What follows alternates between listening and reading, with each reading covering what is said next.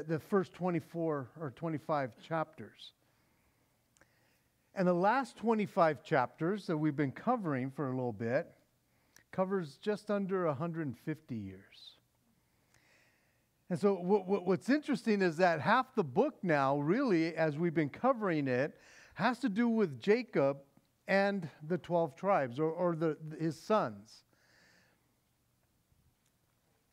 Now, even though everybody has been important in the book of Genesis, Jacob and his family is what makes up the 12 tribes of Israel. Again, all of them are important, but these are the ones that will become the nation of Israel, fulfilling the promise that God had made to his grandfather Abraham back in chapter 12, that he would move him to a place and he would become a great nation. And it took almost 200 years to get to this point from the time of Abraham. And so time has been moving, but it's kind of slowed down here. And we find ourselves this evening coming to a place where the Lord promised to make them a nation. They've been more of a people, a clan, if you will, thus far. But this is where they will begin to grow. And it will take them about 400 years from this time or so that they will be known as the children of Israel when they leave into the wilderness, when they exodus Egypt. They will become the nation of Israel as we know them today. And as we saw last week, the family is back together after 22 years of them being apart. The 12 sons of Israel, the 12 sons of Jacob, are all in Jacob's presence at this time. Interesting to note, now that they're all back together, what I found quite fascinating and interesting as I was covering this and just kind of reading other things, but just knowing that Jacob will spend the last 17 years of his life with his son Joseph. Again, that was his favorite. But he will spend the last 17 years of his life with Joseph, whereas Joseph spent the first 17 years of his life with his father Jacob. And so it's kind of interesting. Even though there will be 17 more years for Jacob, he will continue to live on. But I just found it fascinating that Jacob basically only hung out with his son like 34 years of his life, because he was gone for 22 of those years. And so we find ourselves here in Genesis 47. Let's read the first 6 verses. Then Joseph went and told Pharaoh and said, "My father and my brothers, their flocks and their herds, and all that they possess have come from the land of Canaan. And indeed, they are in the land of Goshen." And he took 5 men from among his brothers, and presented them to Pharaoh. Then Pharaoh said to his brothers, "What is your occupation?" And they said to Pharaoh, "Your servants are shepherds, both we and also our fathers." And they said to Pharaoh, "We have come to dwell in the land, because your servants have no pasture for their flocks. For the famine is severe in the land of Canaan. Now therefore, please let your servants dwell in the land of Goshen." Then Pharaoh spoke to Joseph, saying, "Your father and your brothers have come to you. The land of Egypt is before you. Have your father and brothers dwell in the best of the land. Let them dwell in the land of Goshen. And if you know any competent men among them, then make them chief herdsmen over my livestock." There had already been communication, as we've been studying, communication between Joseph and Pharaoh. When finally Joseph made known himself to his brethren, he told Pharaoh what was going on. And they had already talked about them coming, because he invited them to come and dwell in the land of Goshen. And so he had already talked to them about that. And so not only to come and dwell in the land, but there was a specific place that the family was going to be at. And it was Pharaoh's idea, basically, to send carts with his family to move them all over to Goshen, or to the land of Egypt. And I love the fact that Pharaoh, again, here's a godless man as we would see him, a pagan man, and yet he has a kind heart towards Joseph. But you also got to know that Joseph has been such a blessing to these people. He has saved them from famine. He revealed to Pharaoh the dreams that only God could reveal, and no one else could. So Pharaoh knows that there's something about Joseph, and he has made him second in command. And so when he finds out about his family and all the stuff that's going on, he is the one that says, I want you not only to bring them, but send carts, send everything that is necessary. He gave them enough supplies, did everything on their behalf to get them over there. And it is quite possible, because of the distance, about some 500 miles from Egypt to where they're at in Hebron, that it would take a couple of months, maybe a few months, for all of this traveling to take place. And it's not that Pharaoh has forgotten that they are coming, but he is a busy man. Try ruling the world someday. He is a busy man. He has so much going on, and yet when Joseph goes and talks to him and tells him about his father and his brothers, he wants to see them. But not to mention that Joseph is also a very busy man.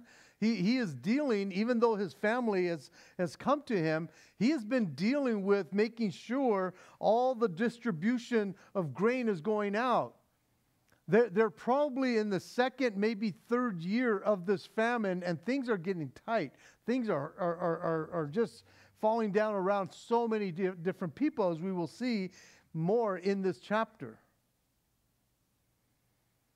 But he's dealing with this famine.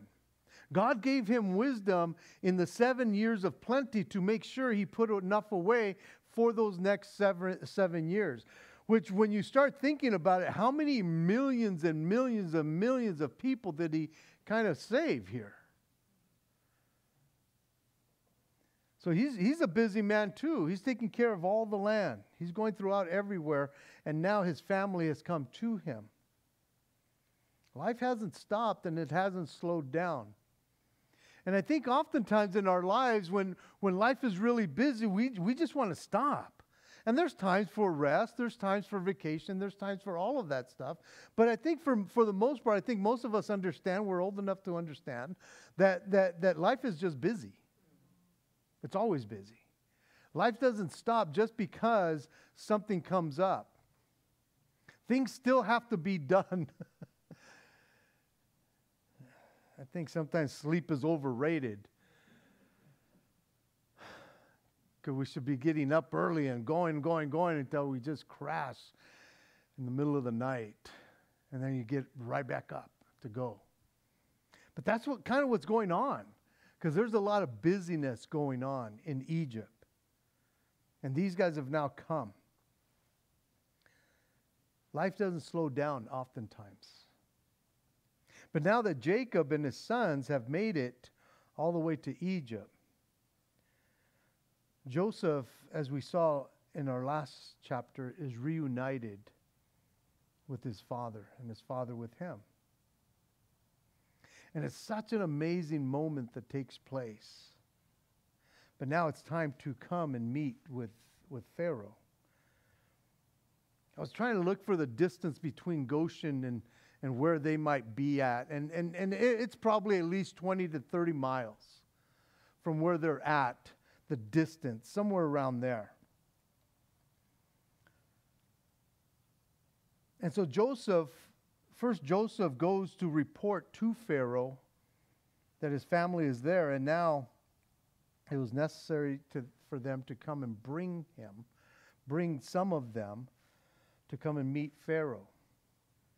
And it tells us that he took 5 of them, 5 men among his brothers, to present them to Pharaoh.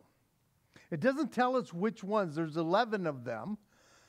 It doesn't tell us which ones he chose, but in my thinking, and again, don't make doctrine out of this, in my thinking, I thought, well, probably Reuben, Simeon, and Levi probably were not invited to come. And I say that because Reuben has been a scoundrel. He's the one that went into his father's concubine. He's the one that tried to come up, well, Dad, let's just do this. If Benjamin, take my life for his life. And it's like, shut up, Reuben. That's not the guy that you want representing you. And Simeon and Levi, well, these 2 guys, they decided that they were going to take revenge because their sister had gotten raped. And I understand, it's like, man, horrible stuff. But they kill all the men of Shechem. And it's like, these guys are kind of hotheads. They plan, they connive, they premeditate certain things. And he's going, I don't know if I want those 2 guys to come and meet Pharaoh. You want to put your best foot forward. And I can almost guarantee you that at least 2 of the guys that I think went were Judah, even though he's had his issues. But Judah has stepped up in these last couple of chapters, hasn't he? He's kind of he's 4th in line. Reuben, Simeon, and Levi, they're older to the 4th. And Judah, he's kind of been the spokesman now. He's the one that's taking on all this responsibility. So I can almost guarantee you that Judah is there. And I would also say that his little brother, Benjamin, is with him. And whoever else, there's 6 more to decide who he could have chose. But there was at least 3 other guys that came with him. And it's interesting because we didn't cover it a lot last chapter, but at the end of last chapter, when he goes and meets with the whole family, Joseph does, he ends up telling them, hey guys, listen, you guys are going to meet Pharaoh, and he's going to ask this one question. Guarantee you he will ask this question. How do I know? Because he asked everybody the same question. What's your occupation? And this is what you need to tell him. And so he kind of schooled them somewhat of telling them what they should be doing. Now, these 5 brothers, again, I'm sure as he schooled them about what they would be saying, he I'm sure told them now, listen, you guys have been to my house, but you guys are going to the big house now. That is more opulent than my house. And there's certain things that we will have to do with him. You guys did great with me. But there's certain protocol that you will have to follow. And I think that's why he chose certain guys to go with him. And so again, he reminds them, or he had reminded them, of what they were to respond to him. And so again, apparently, what's your occupation is one of those things. Maybe that's what Pharaoh uses to break the ice. I don't know. I think it's interesting because we do that quite often. You want to get to know somebody, ask them what they do. Yeah. Because we think by what they do, we know a little bit about you. Not realizing that oftentimes what we do is not really what I wanted to do, but this is what I do. And it puts food on the table. But that was what he asked. It's interesting because in some cultures, you don't ask them what they do. You want to get to know them, ask them who their family is. Ask them who their father is. And you'll get to know them because of that. But this is what Pharaoh does. He asks them, what is their occupation? And I think what Joseph was asking his brothers to do before, when he says, just tell them you're shepherds. Tell them your occupation is with livestock, blah, blah, blah, because these guys don't like shepherds. And I think what he was asking them to do is don't embellish anything. When you get in front of this guy, don't get nervous. Don't exaggerate who you are. You know, we make things sound better, if you're, if you pick up trash, you're a sanitation engineer. You don't have to doctor it up. We're just shepherds. That's all we do. Don't overdo it. Don't embellish. Don't enhance any of that. What we do is honorable. Even though they look at it as something that is abominable, it's been honorable for our family. And so what he's actually telling them to do, don't lie about anything. You don't need to lie. There's no reason to lie about who we truly are. I think it's important for us to understand that, especially as Christians. There really is ever no reason to lie about who we are, what we do. We are who we are. That's it. Again, if you're some important guy, whatever, it's like, right on. Oh, well. If you're nothing, it's okay. It's who we are in Christ that's really important. But we don't need to embellish anything. And I think when we are tempted to lie is because we're embarrassed about something or other. Because again, it's too humbling. It's like, it's okay. Humility is good. I don't care who we are. We should never try and be anybody we are not. And I think that's what he's trying to ask or tell his brothers to do. Hey, when you get before this guy who's so important, you're going to see all the beauty. You're going to see all the lavish living. You're going to see all of it. It's okay. Don't let that scare you or nor let it intimidate you. And I think that's important for us as well when we run into people that, again, man, it's like, ooh, it's so-and-so. And again, man, I could be a fanboy about certain people and certain things. But you almost have to put that in check. It's like, they're just regular people. They just have more responsibility or they're whoever. Yes, we can get an autograph, but... And so it's important for us not to be intimidated by anybody. I don't care who they are. And that's what he's saying. Hey, this guy, again, he's Pharaoh, but I know him. He's just a regular guy. He had been working for him now for over 9 years. He knew the good, the bad, and the ugly about who Pharaoh was. And so Joseph, again, had already told them that every shepherd, at the end of our chapter last, every shepherd is an abomination to the Egyptians.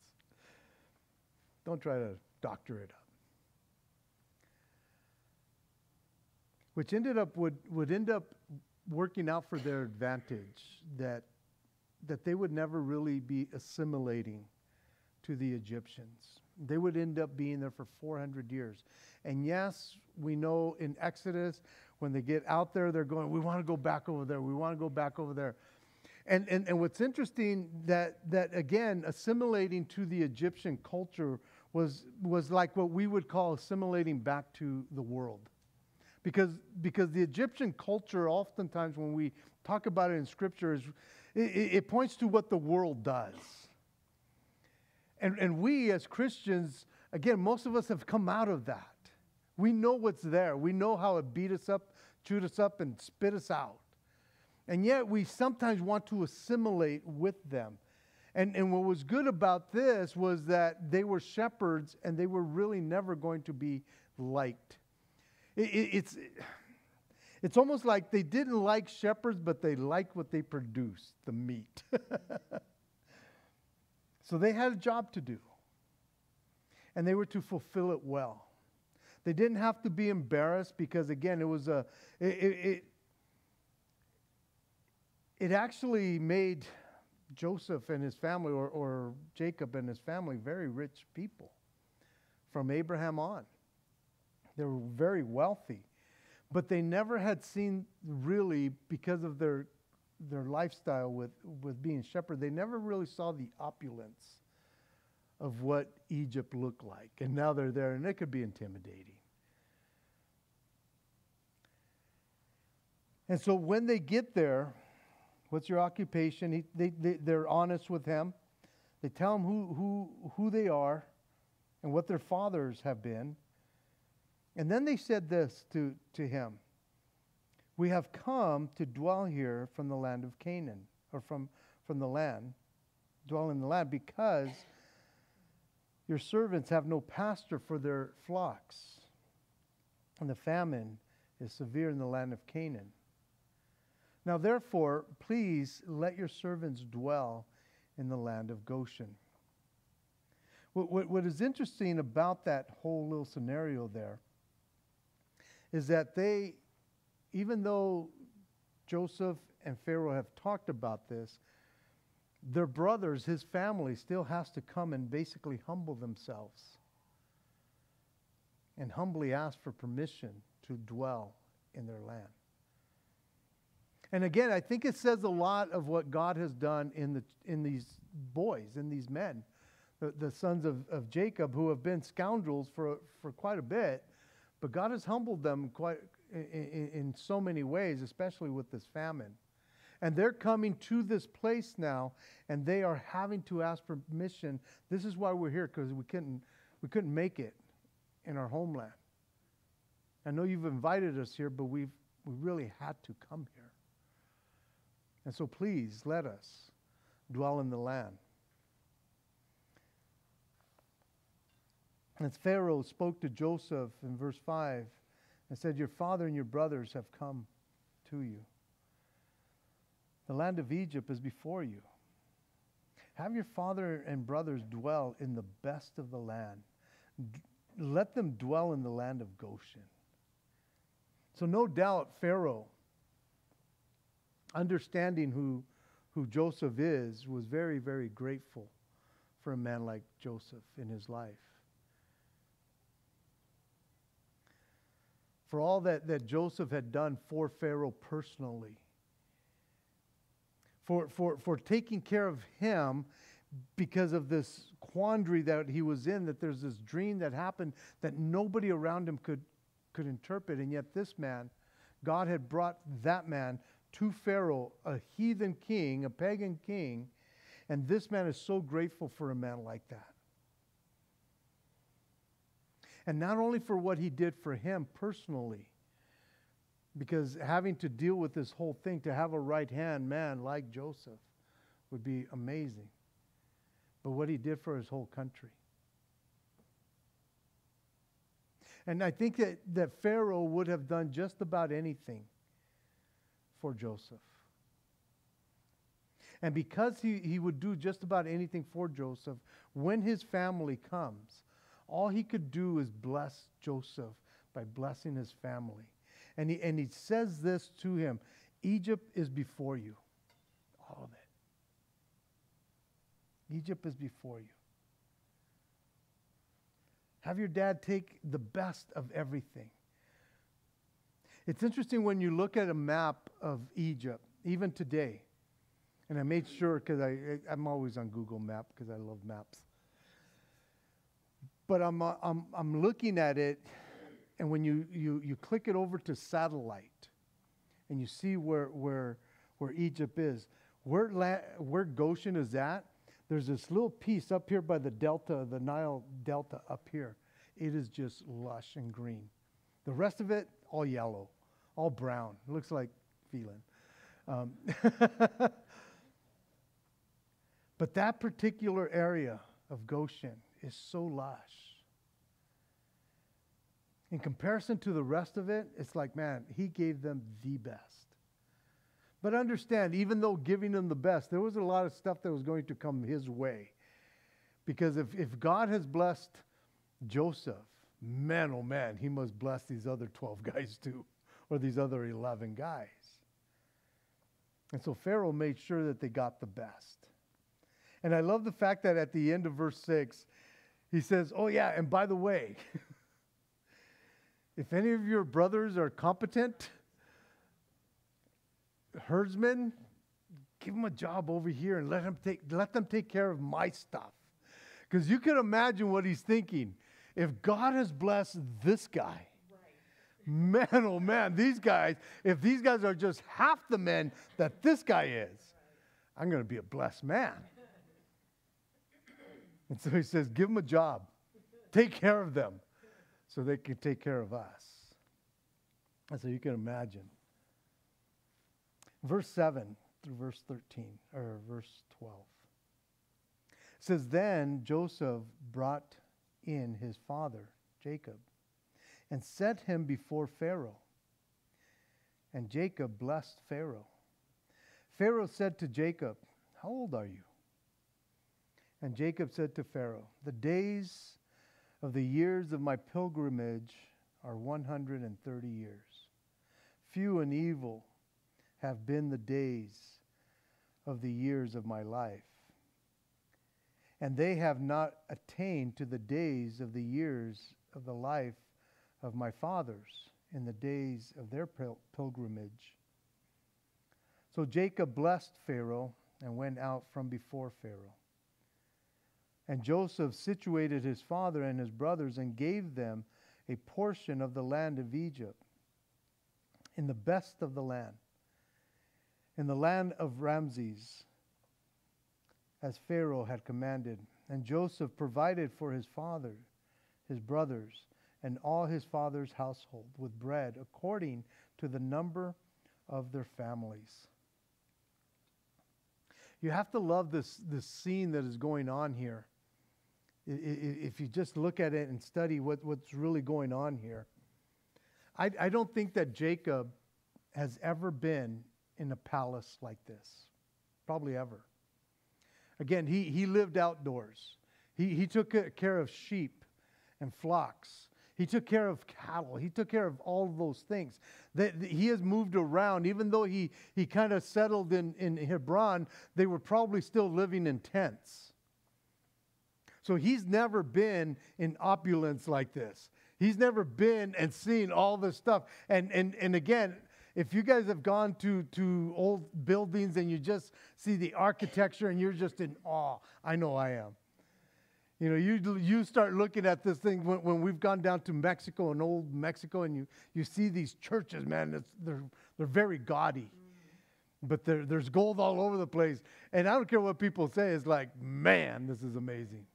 And you could almost get overwhelmed because of the architecture. You see the craftsmanship. You see all of it. And you can imagine that there in where Pharaoh lives, man, there's pillars and there's ivory and there's all this stuff and all these people, man. And you're just like, whoa, this is different than living in a tent, you know.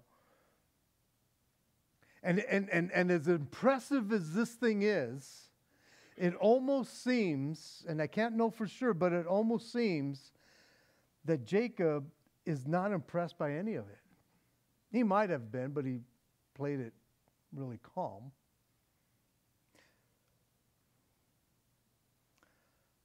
Not that he doesn't know what all of this means. He understands. I'm sure he understood the situation. But he has been brought into the house of the ruler of all of Egypt, for the world, for the kingdom of Egypt. And so I'm sure that he went through the protocol that he knew he should go through out of respect.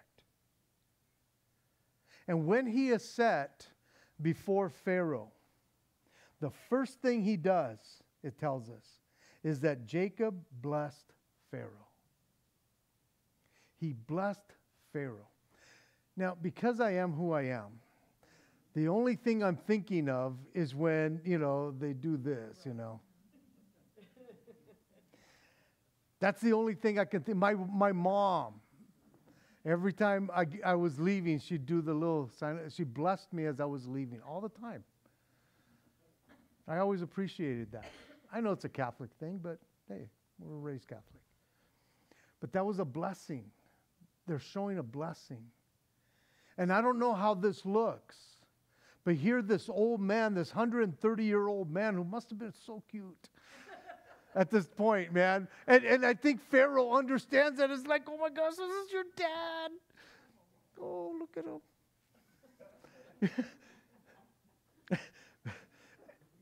But you almost have to think that because he has to ask him, how old are you? And I think he's, looking down at him. How old are you? But I think it's an interesting situation that he finds himself in, that here he is, and in that culture, normally the greater would bless the lesser. And even though Jacob is a rich man, it's not even comparable to what this guy has. But the tables are turned here, and this man, this older man, comes in, and again, he's probably not in fine apparel. But whatever he's dressed in, first thing he does, he goes and however the introductions were, but he blessed him. And I think it's important for us to note that and to understand that we as Christians have the ability to put a blessing on someone. And I know that there's some people, it's like, I don't even say God bless you to heathens. It's like, shame on you. Well, you have no clue that a blessing, and again, I'm not saying that we should just use that phrase flippantly, or I think it should be intentional, for sure. But to think, it's like, oh no, I am not going to cast my pearls before swine. Well, you don't have to share the gospel with them, but at least bless them, because you have been blessed. You carry around blessings, and you represent God. And here we have someone who knows God, and I could guarantee you when it says that he blessed them in the name of his God. No other God. He blessed him in the name of Abraham, and the God of Abraham, the God of Isaac, his fathers. And he blesses this pagan man. And I think it's a lesson for us to understand that, again, there's some people that when you're truly genuine, you say, God bless you. Or you would say, I want to pray blessings over you. And they're like, you want to do what? I don't care who they are. They kind of take a step back. It's like, you would do that for me? Yes, I do. I want to bless you. I had a great opportunity a couple of weeks ago. We were at a memorial service, and one of the old homies from back in the day, we're talking, and he's telling me about what had happened to him. And I said, there's something God wants to do in your life and stuff. And I said something about bless you. And he goes, well, pray blessings for me, man. I said, you know what? Let me pray right now. And I laid my hands and brought him in. And again, this is a guy I went to high school with. And I just prayed over him. I don't know what that did in his life, but I know that I had the opportunity to pray blessings on this man because I truly loved him. Not that we were besties back in the day. We're still not besties, but we're from the same barrio areas, And we have this thing that's in common. And he knows who I am now. And he's able to say, hey, well, pray blessings for me. Let's do it right now. And so when I've been reading through this throughout the day, I was thinking back on that, going, Lord, we have the opportunity to bless even if they're not Christians. Because you don't know what that will do. You don't know what that did in Pharaoh's heart. And so when he asks him, how old are you? How old are you? It's interesting because people have different ways of describing life. Man, this battle, this burden, this race, this trap, this whatever, And yet, he uses the metaphor of a pilgrim. Not just for himself, but for his fathers. The pilgrim, because he knew, this is not my home. I am just passing through. I have a home that's in heaven.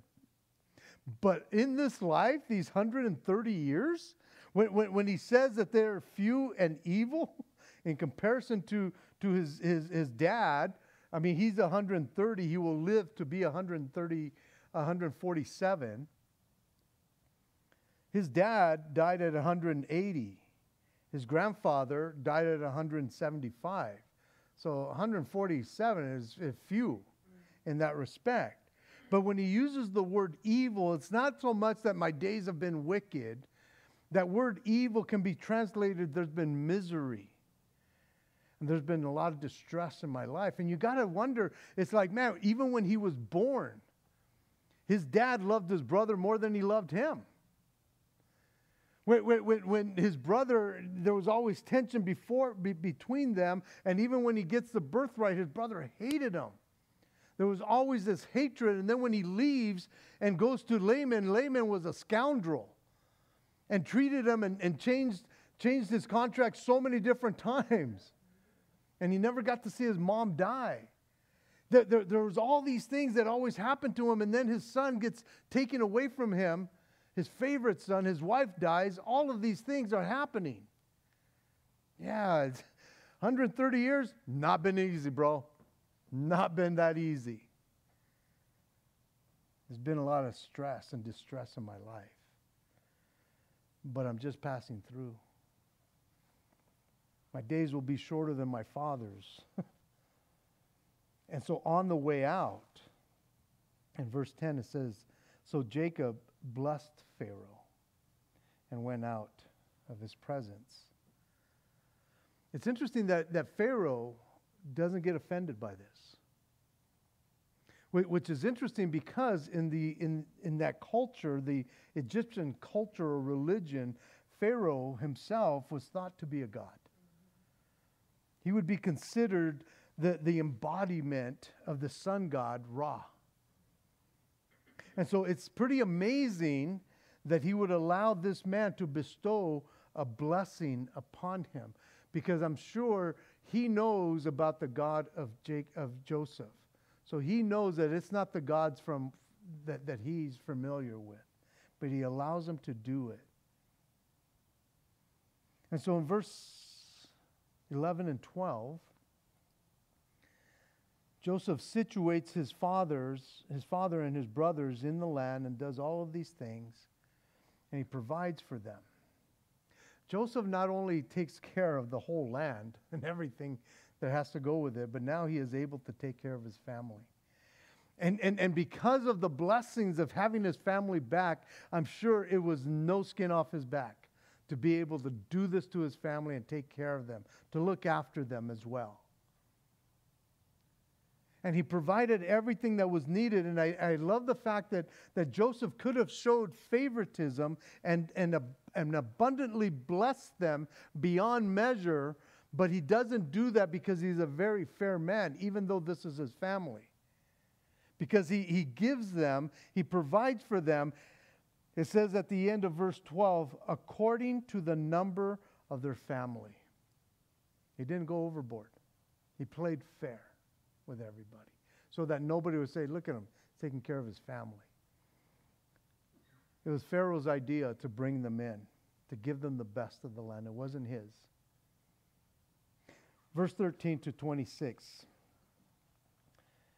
Now there was no bread in all the land, for the famine was very severe, so that the land of Egypt and the land of Canaan languished because of the famine.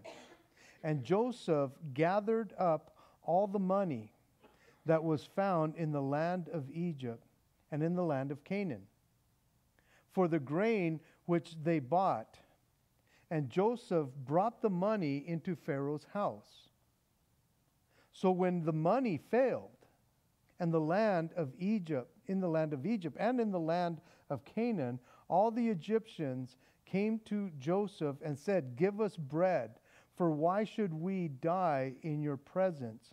For the money has failed.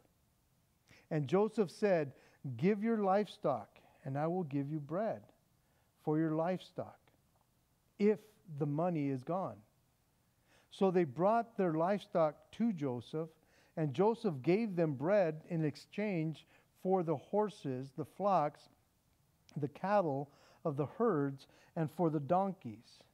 Thus he fed them with bread in exchange for all their livestock that year. When that year had ended, they came to him the next year and said to him, we will not hide from my lord that our money is gone. My lord also has our herds and livestock. There is nothing left in the sight of my lord but our bodies and our land. Why should we die before your eyes, both we and our land? Buy us and our land for bread. and we and our land will be servants to Pharaoh, of Pharaoh. Give us seed that we may live and not die, and the land may not be desolate. Then Joseph bought all the land of Egypt for Pharaoh. For every man of the Egyptians sold his field because the famine was severe upon them. So the land became Pharaoh's.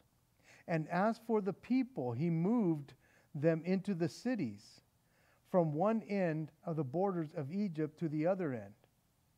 Only the land of the priest he did not buy, for the priest had rations allotted to them by Pharaoh, and they ate their rations which Pharaoh gave them. Therefore, they did not sell their lands. Then Joseph said to the people, "Indeed, I have bought you and your land this day for Pharaoh. Look, here is seed for you, and you shall sow the land.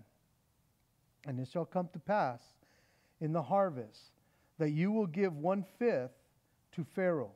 4/5 you shall own your seed as seed for your field and for your food, for those of your household, and the food for your little ones." So they said, "You have saved our lives. Let us find favor in the sight of my Lord, and give us, and we will be Pharaoh's servants." So Joseph made it a law over the land of Egypt to this day that Pharaoh should have 1/5, except for the land of the priests only, which did not become Pharaoh's. The Lord has been blessing Joseph time and time again, giving him wisdom, giving him understanding as to what he is supposed to do. Here the famine now is entering into their third, fourth year. It should be 7 years of famine. And so as things are getting worse and there's no more money, then he says, well, what else do you have? And this is where people would say, well, how dare Joseph do this to these people? They have nothing. It's like, no, they still have something. They have their flocks. They have their herds. They have all these things. And so they're going, well, here, because when you are at a point where there's nothing else but you're hungry, you will do just about anything to keep yourself alive. And these people are the ones that are coming to him saying, you have what we need. We will give you these things. Give us what we need. And he gives it to them for another year. And when all that is ended, here they come back and they're going, well, you got all of us. He goes, well, you still have land. And actually, they're the ones that are going, we'll sell ourselves and our land so that we would continue to eat and keep our families alive. And this is where some people would look at Joseph and go, why would you do that, Joseph? Because that sounds like communism and socialism. It's like, no, the difference here is that usually with communism and socialism, the government comes and makes it hard for you and takes everything that you have. These guys are going, no, we want to give it to you because we want to live. Now, again, it's a hard time, but the government is not the ones that created this situation. The Lord God actually was the one that created this famine, allowed this famine to happen because of his people. So all these people are going through it. And one of the things that you look at here, you're going, man, they own everything. And I was asking Mark Matthews earlier, I said, I don't know that if in the future, if they were able to buy all their things back. Because in 400 years, when they're all leaving, when Israel's leaving, they have enough to give the children of Israel all kinds of gold and stuff. So it's quite possible that they became prosperous again. But at this time, they really needed to eat. And they had their land, they had themselves, and they sold themselves for this. Except for the priests, they were able to keep all their stuff, but they were already being taken care of. And what is interesting here is that finally, when the time comes for them to start planting, because they're only like a year and a half away, and oftentimes when you're planting the first harvest, you're not going to get a lot. But it will be the second, maybe the third year where you really start bringing in a good harvest. So it is in the 5th year probably where he says, here's some seed. Now you can go work your land. Again, it's not theirs anymore, but they're still living in those places. Some of them did move. He brought a lot of them closer to the city so that they don't have to distribute far, but they were all right there. But be that as it may, he says, this is what you need to do. When you come to harvest, let me go back. I love the fact that everything that he got, Joseph never skimmed anything. He took it all to Pharaoh. He didn't take any money, any land, any livestock, nothing. All of it went directly to Pharaoh. That's what kind of man this man was.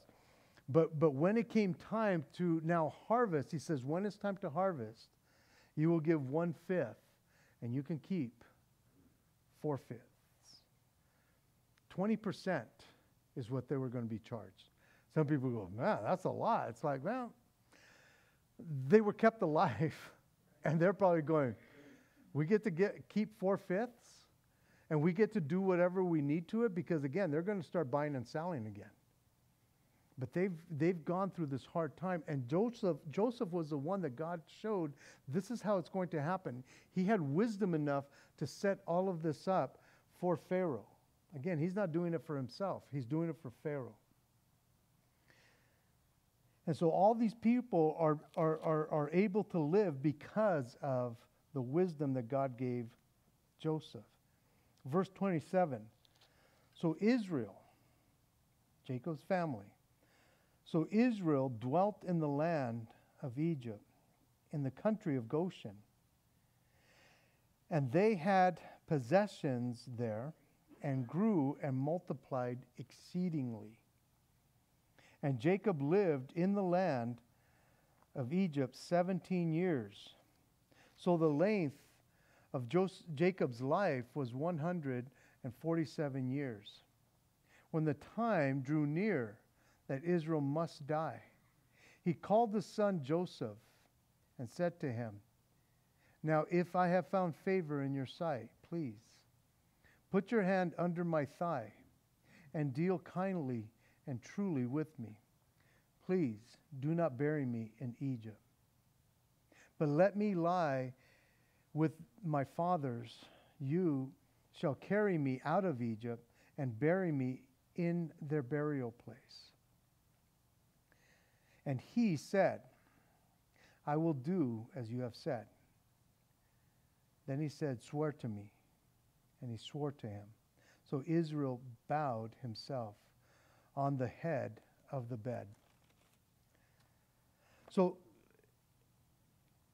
as most of Israel is languishing and so much is going on, they're in the land of Goshen.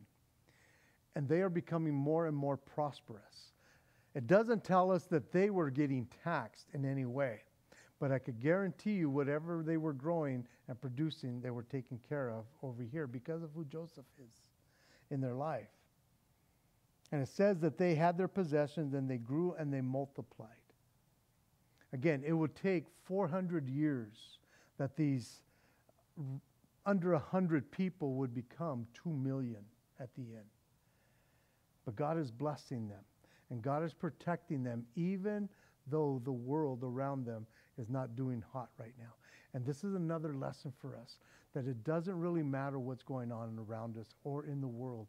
God has a way of taking care of those who are his. He protects. He watches over them. He's never let his go hungry. He will take care of them. Doesn't mean that they won't go through hard times. But we see here that they put them in the perfect place so that they would prosper. And it tells us once again that Jacob would end up living there for 17 years. And that he would die at the age of 147 years. And when it was coming close, because we will still see him for the next couple chapters, but when it starts getting near, he starts having this serious talk with his son. Please don't bury me here. His grandfather had bought that cave where Abraham and Sarah are buried, where Isaac and Rebekah are buried, and where Leah, his first wife, is buried. He says, that's where you need to bury me. Please promise me that. And that whole putting your hand underneath the thigh, that was symbolic of kind of saying, hey, I promise, like, pinky fingers type stuff, pinky promise. It's like, put your hand underneath my thigh. And so he promised that he would do that, and he would be faithful to do that. Because we will see that when he does die, that his son does exactly what his dad asked him to do. And so what a blessing it is to be able to cover this portion of Scripture, to see how God, again, protects his own. But in the process of protecting his own, other people are blessed. Because God will take care of you. But there's people around you that because of you can be blessed as well. Because of who you are, maybe in your home, at your job, at your school, wherever you are the one that is the light to so many of the people, whether you realize it or not. That you have the power to bless them just by your presence, just by being there. I know some people make fun of us because we're Christians or whatever. Let them make fun of you. Bless them in return, the Bible tells us. Pray for them. Do these things for them. Because, again, they're lost and they need Jesus and you're the light, right? And so let's move forward. Read the rest of the book, man, just so you get a glimpse of where we're headed here. And so I'm so excited to see what God's going to show us in the next few chapters. Love you guys. Let's pray. Father in heaven, we once again thank you and praise you, Lord,